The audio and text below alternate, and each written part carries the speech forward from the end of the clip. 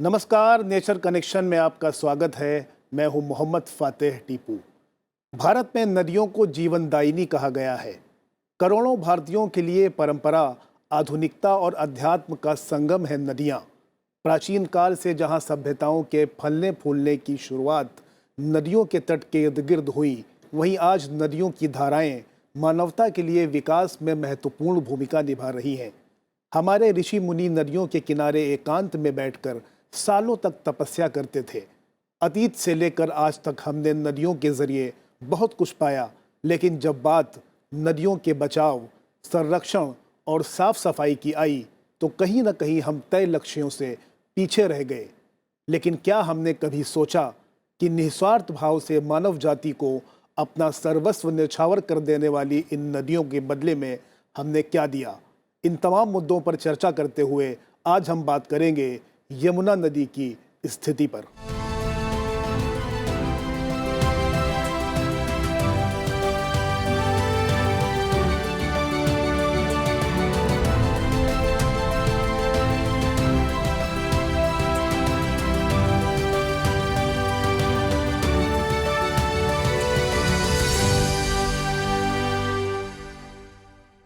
इस विषय पर बात करने के लिए हमारे साथ स्टूडियो में दो खास मेहमान हैं। जी अशोक सर, जो NMCG यानी national mission for clean Ganga के DG हैं, और मनु भटनागर सर, जो नेचुरल हेरिटेज डिवीज़न के प्रिंसिपल डायरेक्टर हैं। आप दोनों मेहमानों का बहुत बहुत शुक्रिया स्टूडियो में। चर्चा की शुरुआत से पहले देखिए हमारी ये खास रिपोर्ट।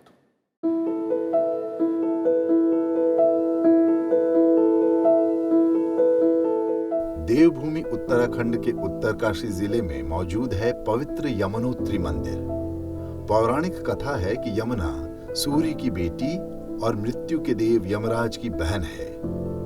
यमराज ने अपनी बहन यमुना को वरदान दिया था कि उसका जल पीने से व्यक्ति की बीमारियों का नाश होगा और वो अकाल मृत्यु से बच जाएगा। इस कारण यमुना को पापहारिणी और पुण्यदात्री कहा गया है। यमुना हजारों सालों से हमारे जीवन और हमारी संस्कृति का आधार रही है। इसी यमुना के किनारे कृष्ण ने बाल लीला रची और मुगल बादशाह शाहजहां ने विश्व प्रसिद्ध ताजमहल बनाया। यमुना इंद्रप्रस्थ से लेकर नई दिल्ली तक भारत के इतिहास की साक्षी है। युगों युगों तक मानव समाज की श्रद्धा और आदर की पात्र रही यमुना आज हमारी उपेक्षा और लापरवाही के शिकार बनकर प्रदूषित हो गई है। दिल्ली में वजीराबाद बैराज पार करते ही यमुना अपनी खूबसूरती और पवित्रता को खोकर गंदे नाले में बदल जाती है, जिसका पानी पीना तो दूर, नहाने लायक भी नहीं रह जाता। दिल्ली में यमुना की कुल लंबाई का महज 2% हिस्सा आता है, लेकिन इसे प्रदूषित करने में दिल्ली का पहला स्थान है। DPCC के मुताबिक दिल्ली में कुल रोजाना 3,491 MLD सीवेज निकलता है, जबकि यहाँ कुल 2,874 MLD क्षमता के सीवेज ट्रीटमेंट प्लांट हैं। दूसरी ओर इंडस्ट्रियल वेस्ट के लिए भी दिल्ली में कुल 212 MLD की क्षमता वाले ट्रीटमेंट प्लांट हैं। ऐसे में बहुत बड़ी तादाद में गंदा पानी सीधे नदी में छोड़ दिया जाता है। दूसरी ओर वजीराबाद बैराज के बाद दिल्ली में यमुना का बहाव भी कम रहता है। ऐसे में ये गंदा पानी यमुना को पूरी तरह प्रदूषित कर देता है। सितंबर में होने वाली G20 की मीटिंग को लेकर पिछले कुछ महीनों से यमुना की सफाई जोर शोर से चल रही है। दिल्ली में वजीराबाद बैराज से लेकर ओखला बैराज तक यमुना से कूड़ा करकट को बाहर निकाला जा रहा है। नेशनल ग्रीन ट्राइब्यूनल यानी NGT के निर्देश पर दिल्ली के उपराज्यपाल की अध्यक्षता में एक उच्च स्तरीय कमेटी भी बनी है। हाल ही में इस कमेटी की बैठक भी हुई थी, जिसमें बताया गया कि सफाई का काम सही दिशा में आगे बढ़ रहा है। समिति 8 कार्यों के जरिए यमुना में सुधार की निगरानी कर रही है। इसके तहत सीवेज का 100% ट्रीटमेंट, सभी नालों की ट्रैपिंग, अनाधिकृत कॉलोनियों और JJ क्लस्टर में सीवेज नेटवर्क का निर्माण, इंडस्ट्रियल पोल्यूशन की रोकथाम, सेप्टेज प्रबंधन, यमुना बाढ़ क्षेत्र का सुधार, रिसाइकल वाटर का इस्तेमाल और नजफगढ़ झील की पर्यावरण प्रबंधन योजना शामिल हैं। नजफगढ़ नाले की सफाई का काम भी शुरू हो चुका है। इससे नाले और यमुना के पानी की गुणवत्ता में सुधार आएगा। यमुना राजधानी ही नहीं वरन राष्ट्र की अमूल्य धरोहर है। सरकार इसे साफ करने के लिए योजनाएं बनाती है, लेकिन ये सफल नहीं हो पाती जब तक इन कार्यक्रमों में लोगों की सहभागिता सुनिश्चित नहीं होगी। इनके सफल होने की उम्मीद करना बेमानी है। चर्चा की शुरुआत हम अशोक सर से करना चाहेंगे। सर, चूंकि नदियों को जीवनदायिनी कहा गया है, आप जानते हैं, और इसकी सफाई की शुरुआत गंगा की तर्ज पे हो भी गई है। सरकारी स्तर पर अभी क्या प्रयास किए जा रहे हैं? देखिए, गंगा जी हमारा एक वेरी इम्पोर्टेंट नदी है, हिस्टोरिकली भी है, मिथोलॉजिकली भी है, काफ़ी मान्यता रखता है। तो गंगा जी के एक ट्रिब्यूटरी है यमुना, वो भी इसी लेवल का मान्यता रखता है। 1985 से गंगा जी को साफ़ करने का कार्यक्रम शुरू किया था, गैप वन करके गंगा एक्शन प्लान बना के। 2014 तक जब अभी नया नरेंद्र मोदी सरकार आए थे, तब से नमामि गंगे के नाम पर एक बड़ा आयोजन प्रोग्राम शुरू किया था, जिसमें तकरीबन 40,000 करोड़ का लागत बजट रखा गया है। तो पिछले 8 सालों में particularly Ganga and it's tributary में सफाई का काम बहुत तेज़ी से चल रहा था, और बहुत गर्व के साथ जो नमामि गंगे की तरफ जो काम हो रहे हैं उसके बारे में बता सकता हूँ। मेन स्टेम गंगा जो बोलते हैं उसी में काफ़ी सुधार आ चुका है, और यूएन ने हाल ही में दिसंबर में हमको नमामि गंगे को विश्व के टॉप 10 इको रिस्ट्रेशन प्रोजेक्ट्स में एक तो शामिल किया गया था। तो पिछले 8 सालों में हमने बेसिकली कॉन्सेंट्रेट किया था मेन स्टेम गंगा को साफ़ करने के में, मतलब कानपुर या प्रयागराज या नीचे वेस्ट बंगाल गंगा सागर तक जो जर्नी है, वहाँ के जो पानी को साफ़ करने में ज़्यादातर जोर दे रहा था, और उसका फल भी आ चुका है। बहुत सारे एरिया में अपना जो डॉल्फिन्स की संख्या भी बहुत बढ़ चुके हैं, और बायोडाइवर्सिटी भी वापस आ चुके हैं। नाउ रही बात यमुना की, यमुना आज जैसे आपने बताया 1300 किलोमीटर्स का एक इम्पॉर्टेंट नदी है, और वो गंगा जी के साथ वहाँ पे संगम प्रयागराज में मिलते हैं। और यमुना जी 1300 किलोमीटर्स ट्रैवल करके जब प्रयागराज में गंगा जी से मिलते हैं, तो वहाँ पानी साफ़ है, क्योंकि चंबल से बहुत सारा पानी यमुना जी में मिलके वो वहाँ आते हैं। जी, मूल समस्या कहाँ पर सर मानते हैं आप? देखिए, सबको ये पता है कि सबसे ज़्यादा यानी कि 70% जो प्रदूषण है यमुना में, वो दिल्ली में ही पैदा होता है। और जहाँ जहाँ हमारे बड़े शहर जैसे आगरा आता है, इटावा आता है, तो वहाँ पे दोबारा से प्रदूषण बढ़ जाता है नदी में। मगर मैं प्रदूषण से पहले मैं दूसरी बात कहना चाहूँगा, जो प्रदूषण से भी रिश्ता रखती है। दरअसल हमारे हिसाब से नदी में पानी बहुत कम हो गया है। हम लोग नदी से इतना पानी निकाल लेते हैं जगह जगह पे कि नदी जो है उसमें बहाव ही तकरीबन नहीं रह गया है, और जब पानी कम होगा तो डाइल्यूशन भी कम होगी प्रदूषण की।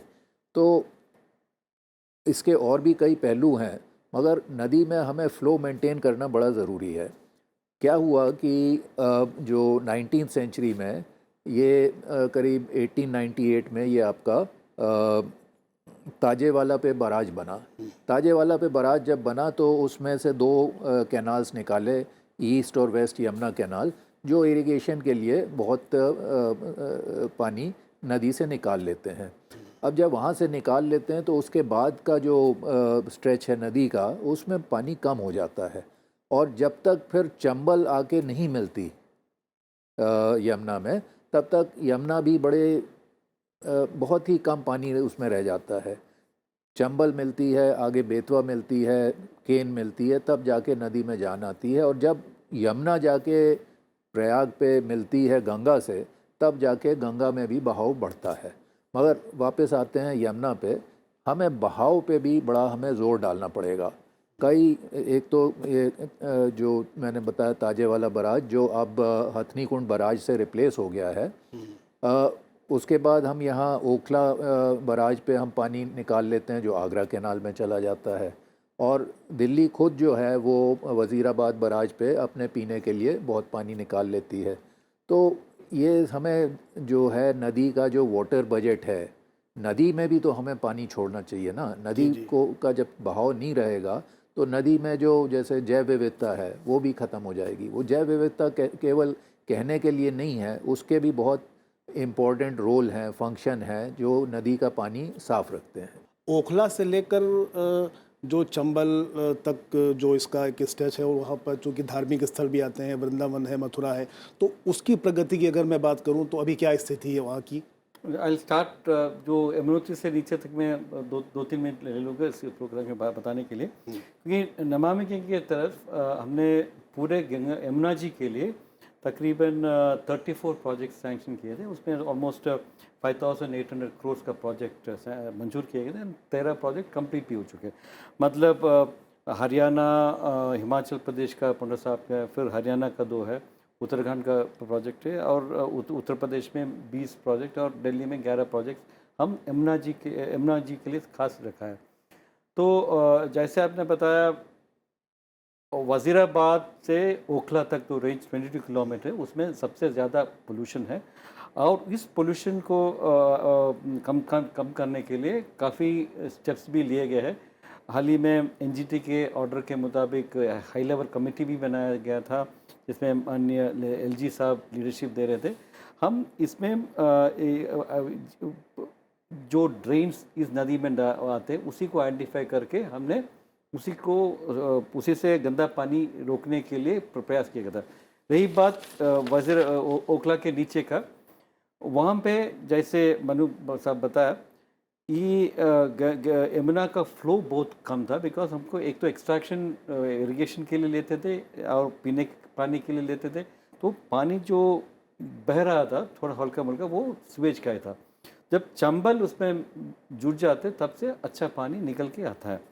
तो हमने एक प्लान रखा है कि जो दिल्ली के एसटीपीज जो नया बनता है, about 1200 million litres per day treatment capacity वाले एसटीपीज बन रहे हैं। तो इस एसटीपीज में जो ट्रीटेड पानी आता है, उस पानी को यमुना जी में डाल के वो अच्छा पानी को यमुना जी में फ्लो बहने का अवसर दे। जैसे मनोज भटनागर जी बताया, बहाव इज़ वेरी इंपॉर्टेंट। वो नदी जो है वो बहती है, if it is not flowing it's not a nadi, it's A lake. तो ये इसमें बहाव बढ़ाने के लिए हमने ये कार्यक्रम किया। नमामि गंगे के प्रोग्राम में 5 मेन पिलर्स है। एक तो है निर्मल धारा, दूसरा अविरल धारा, तीसरा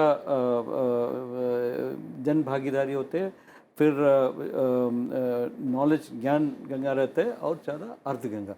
तो ये निर्मल धारा और अविरल धारा का जो बात है, इसमें वी इंश्योर दैट अच्छा पानी नदियों में बहे, और अविरल धारा is there should be minimum flow, continuous flow water. तो जी कंटिन्यूस फ्लो इंश्योर करके अच्छा पानी का बहाव इंश्योर करेंगे तो जी, अच्छी बात कही आपने। मनु सर, चूँकि एक ज़माने में बात उठी थी, टेम्स नदी बहुत गंदी हुआ करती थी और उसके लिए एक पीपल्स मूवमेंट चलाया गया, और उस पर वहाँ की सरकार ने काफ़ी पैसा भी खर्च किया और जन आंदोलन का रूप लिया, और आज वो स्वच्छ है, दुनिया की सबसे साफ़ सुथरी नदियों में है। आपको लगता है कि अगर मैं यमुना की बात करूँ तो एक जन आंदोलन की ज़रूरत है?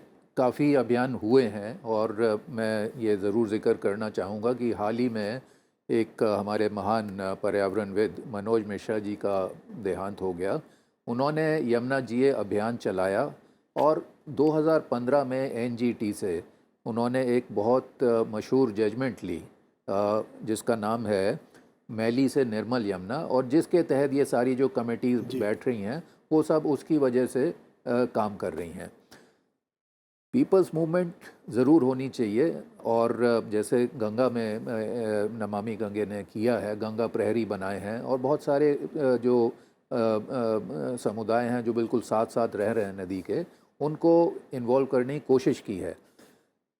इसी तर्ज पे यमुना पे भी काम हो सकता है। अगर लोगों पे में ज़्यादा इसकी अवेयरनेस होगी तो शायद पॉल्यूशन पे वो थोड़ा सा अपना मतलब कंट्रोल करने की कोशिश करेंगे। जी जी अशोक सर, चूँकि आप काफ़ी अच्छे तरह से इसको क्रियान्वित कर रहे हैं, नमामि गंगे कार्यक्रम को, यमुना भी इसमें शामिल है। सरकार की योजना है कि जिस तरह से वाराणसी से डिब्रूगढ़ तक क्रूज़ चलाने की बात चल रही है, वैसे यमुना से ख़ासकर दिल्ली से आगरा अगर जाया जाए तो क्रूज़ से जाया जाए ताकि वो पर्यटन को भी बढ़ावा मिल सके। लेकिन सवाल उठता है कि पानी कहाँ से आएगा इसके लिए?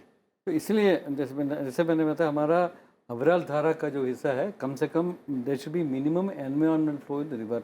उसी के लिए हम एक कोशिश कर रहे हैं कि जो ट्रीटेड पानी, स्वेज का जो ट्रीटेड पानी हम अभी वापस ला रहे हैं सिस्टम में, उसी को नदी में डाल के should have ensure minimum flow river. तो वो whether it can be use for transportation वो अलग बात है, क्योंकि इसमें मिनिमम डेप्थ भी होना चाहिए। आपने लास्ट टाइम पूछा था जन भागीदारी के बारे में जी। तो नमामि गंगे में एक बड़ा इम्पॉर्टेंट हिस्सा है अर्धगंगा। अर्धगंगा में एक इम्पॉर्टेंट पिलर है जन भागीदारी। तो हमने यमुना जी में काफ़ी लोगों को इन्वॉल्व करने के लिए कई प्रोग्राम किए हैं। पिछले 2-3 साल में ऑलमोस्ट 50 प्रोग्राम हमने लोगों के साथ मिलके घाटों को और यमुना नदी के तटों को क्लीन करने के लिए काम किया है। तो ये दिल्ली की बात है। तो दिल्ली में सबसे ज़्यादा प्रदूषण, इसलिए सबसे लोगों को इन्वॉल्व करने के लिए भी हमने काम किया था। NGOs और रेसिडेंट वेलफेयर एसोसिएशन और जो सिविल सोसाइटीज़ में सबको इन्वॉल्व करके यमुना में काफ़ी क्लीनिंग अप कार्यक्रम भी हम ले चुका है। और साथ ही साथ we had taken up this Yamuna aarti का एक कार्यक्रम सूरघाट में। We had started aarti also, और यमुना उत्सव के नाम पे भी कार्यक्रम किए थे। पिछले महीने जब इंटरनेशनल योगा डे हुआ था जून 21 को, हमने गंगा के तट पर सोनिया विहार में तकरीबन 1000 लोगों के से मिलके योगा भी किया था। पिछले साल भी हमने सिग्नेचर ब्रिज में 600 लोगों को लाके योगा किया था। तो ये लोगों को नदी से जोड़ने के लिए और उसके साथ वो लगाव बना रखने के लिए काफ़ी कार्यक्रम कर रहा है। और जैसे आपने बताया, unless people get involve, people खुद उनको लगना चाहिए कि हमको गंदा नहीं करना चाहिए। हम इसमें जो गंदा पानी गंदगी जो डालते हैं उसके वजह से नदी भी मर जाते हैं और हमारे सेहत को भी हानिकारक हो सकता है। ये उनके मन में होना चाहिए और जन भागीदारी से ही काम होगा। उनके मन में होना चाहिए। मनु सर, जैसा कि आपने जिक्र जैव विविधता की किया और आपको मालूम है कि देश में केरल पहला ऐसा राज्य है जिसने अपना वाटर बजट बनाया है, तो कहीं ना कहीं ये भी लोगों को प्रेरित करेगा कि कम से कम हम इस दिशा में जो है कुछ न कुछ रचनात्मक कदम उठा सकें। देखिए, हमारी नेशनल वाटर पॉलिसी के मुताबिक जितनी भी नदियां हैं उनका जो है बेसिन मैनेजमेंट प्लान होना चाहिए। हालांकि ग्राउंड पे अभी ये नहीं पहुंचा है, मगर बेसिन मैनेजमेंट बहुत ज़रूरी है। बेसिन मैनेजमेंट का मतलब ये है कि वो इलाका जहाँ से नदी में पानी बह के आता है, बरसाती पानी उसमें बह के आता है, तो आपको पता है कि भाई कितना पानी नदी में आ रहा है हर साल, बारिश कितनी होती है, तो ये तो आपका एक किस्म से रेवेन्यू हो गया। अब एक्सपेंडिचर क्या है? आप नदी में से पानी लेते हैं कृषि के लिए, उद्योग के लिए, जो डोमेस्टिक वाटर है उसके लिए लेते हैं और अन्य चीज़ों के लिए लेते हैं। तो क्या ये बैलेंस करता है? क्या हम ज़्यादा पानी ले रहे हैं? क्या हम नदी के लिए पानी छोड़ रहे हैं नदी में या नहीं? तो आपको अपना वाटर बजट कितना पानी है और कितना हम खर्च कर रहे हैं और कितना फिर हम वापस डाल रहे हैं, ये आपको प्लान करना पड़ेगा। आपको बेसिन का वाटर बजट निकालना पड़ेगा। और फ्लो बढ़ाने के लिए एक बहुत महत्वपूर्ण चीज़, और मेरे हिसाब से सबसे ज़्यादा महत्वपूर्ण चीज़ यही है कि हम कृषि में अपने पानी की लागत कम करें, और वो बिल्कुल मुमकिन है। हम अपना जो कृषि में पानी की खपत है हम उसको हाफ़ कर सकते हैं, 50% हम कम कर सकते हैं। अगर हम इतना पानी नदी से नहीं निकालेंगे और अपने ग्राउंड वाटर से, ज़मीनी पानी से नहीं निकालेंगे, तो वो नदी में पानी रहेगा, और जब नदी में पानी होगा तो सारी चीज़ें हो सकती हैं।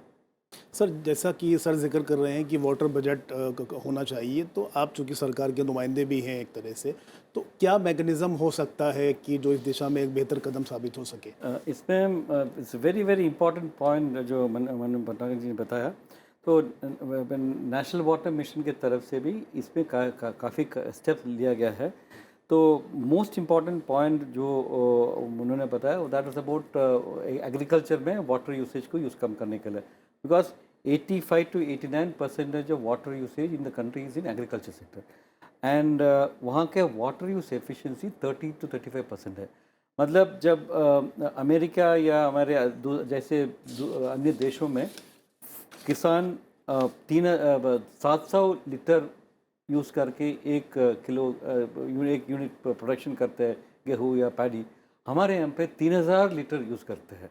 तो मतलब 3 गुना पानी यूज़ करके, ज़्यादातर वेस्ट करके हम हमारा ये प्रोडक्शन करते हैं। तो first and foremost important thing demand side management.